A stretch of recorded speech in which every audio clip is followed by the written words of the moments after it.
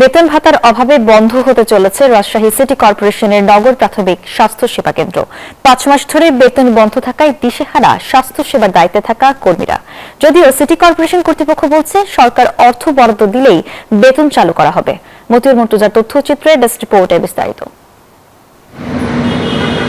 প্রায় ৫ মাস যাবৎ বেতন বন্ধ রাজশাহী সিটি কর্পোরেশনের ১২টি নগর প্রাথমিক স্বাস্থ্যসেবা কেন্দ্রের ২৩২ স্বাস্থ্যকর্মীর।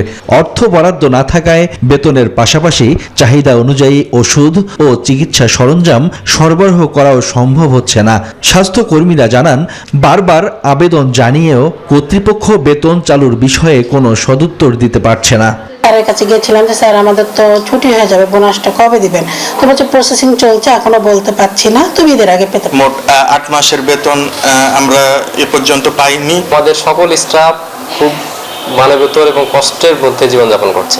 সেবা কার্যক্রমে ভীষণভাবে বাধাগ্রস্ত হচ্ছে। আমরা বলছি তো আমাদের এখানে ওটি হয়, নর্মাল ডেলিভারি হয়, আমাদের যে মেডিসিন প্রয়োজন আমরা আপাতত কিভাবে যে চালাচ্ছি এটা আমরাই শুধুমাত্র বলতে পারবো। পদ্মা সেতু, মেট্রো রেল এবং এলিভেটেড এক্সপ্রেসওয়ে নির্মাণের গর্বিত অংশীদার বসুন্ধরা সিমেন্ট। এসব স্বাস্থ্য কেন্দ্রের পরিচালনার দায়িত্বে থাকা নারী মৈত্রী এবং ঢাকা আহসানিয়া মিশনের কর্মকর্তারা জানান, নিয়ম অনুযায়ী বেতনের ২৫ ভাগ সিটি কর্পোরেশন এবং ২৫ ভাগ সরকারের পরিশোধ করার কথা থাকলেও তা মেলেনি। আমাদের মিনিস্ট্রি থেকে 25% গভর্নমেন্টের টাকা আসার কথা, সেটাও প্রক্রিয়াধীন আসছে। ওইটা আসলে আশা করি আমরা আমাদের সমস্যার সমাধান অনেকটাই হয়ে যাবে ইনশাআল্লাহ। সিটি কর্পোরেশন বলছে সরকারের উচ্চ পর্যায়ে যোগাযোগ করে দ্রুত অর্থ ছাড়ের চেষ্টা চলছে। ৩ মাসের বেতন দিতে পেরেছি ৭ মাসের মধ্যে, আর ৪ মাসের বেতন বন্ধ আছে।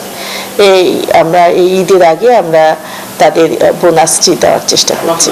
স্বল্প মূল্যের এই স্বাস্থ্যসেবা বন্ধ হলে ভোগান্তিতে পড়বেন কয়েক লাখ নিম্ন আয়ের মানুষ। দ্রুত সমস্যা সমাধানে পদক্ষেপ নেয়ার দাবি ভুক্তভোগীদের।